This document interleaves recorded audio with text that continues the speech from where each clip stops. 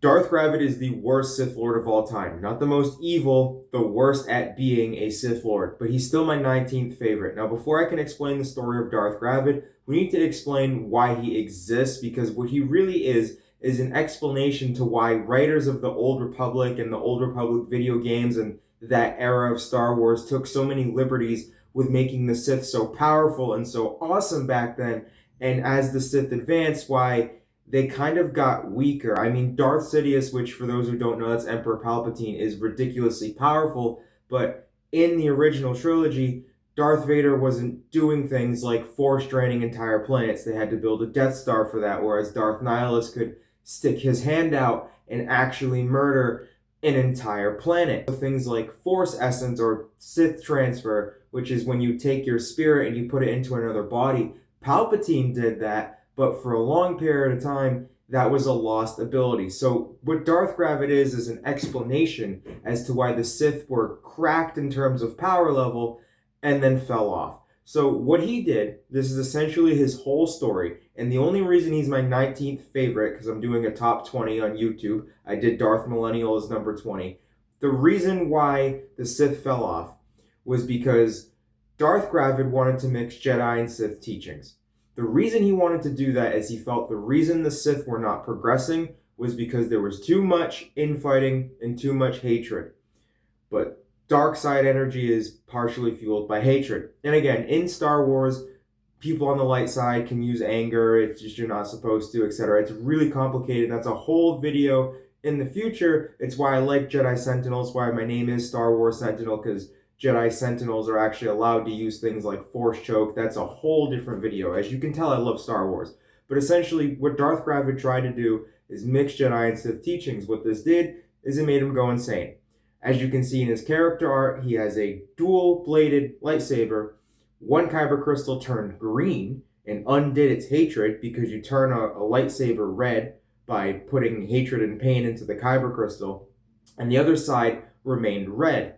That has never happened before. It has never happened since. He went absolutely mental. So what he also did was he thought that the Sith were so misguided and they needed such a hard reset that he decided to destroy ancient knowledge. There's these things in Star Wars called holocrons. Jedi have holocrons, Sith have holocrons. If you watch Star Wars Rebels, you'll notice that Ezra Bridger opened a Sith holocron and was gaining knowledge from it because Darth Maul, well, formerly Darth, now just Maul, was trying to teach him things. And Kanan Jarrus wanted him to not do that because he noticed that Ezra was using some dark side abilities, which is a no-no according to Jedi teaching.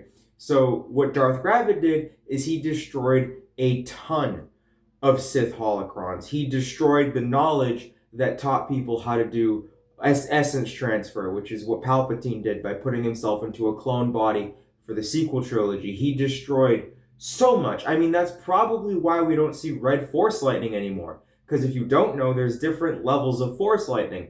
Plo Koon in Legends could do something called electric judgment. Luke Skywalker could do something called electric judgment, which is similar, and it usually comes out green or yellow, whereas Sith force lightning is either blue, purple, or red. And red force lightning is the most powerful, the most badass. Darth Tenebris had it. Nihilus had it, I believe. It's awesome. Anyways, I'm getting a little bit off track. Again, I love Star Wars. Welcome to the channel called Star Wars Sentinel. Glad to have you here. So as he destroyed all this information, he was going to destroy all of it. But his apprentice, Darth Geen, who is a female Twi'lek Sith Lord, came along and said, no, that's not cool, and then killed him. So I'm going to make a separate video on Darth Geen. It's going to be a very short one because I think she's awesome. Because even though, hopefully, if I was in the Star Wars universe, I would think I would be a Jedi Sentinel, hence the channel name. I believe my Kyber Crystal would be yellow, part warrior, part scholar. That's just my belief. But I like her a lot because she single-handedly saved the Sith Order. So without her, he would have destroyed everything, and there would have been no original trilogy. There would have been no sequel trilogy. I kind of am warming up to the sequels, but they're still not my favorite. There would have been no anything. Because he had a total mental crash out and destroyed all of it. He just tried to destroy everything. So essentially, that is the story of Darth Gravid. From a character perspective, the only reason I have him ranked one position higher than Darth Millennial in my top 20 is he did something. What he did was cringe, because destroying knowledge is always cringe, right? Because dark side knowledge, like as you get into Star Wars, right, you start to learn that the dark side isn't bad. The Jedi see it as bad, but there are some Jedi like Mace Windu, purple lightsaber. Vapad is more of a darker lightsaber style of combat. So as you get into Star Wars, it's like you don't want to destroy knowledge. Knowledge is cool. You get better force abilities with knowledge, but he destroyed that, which is cringe.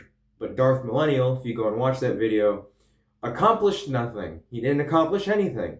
And actually my 18th favorite Sith Lord, which is next video, accomplished even less, but he gets bonus points for being chill and hilarious.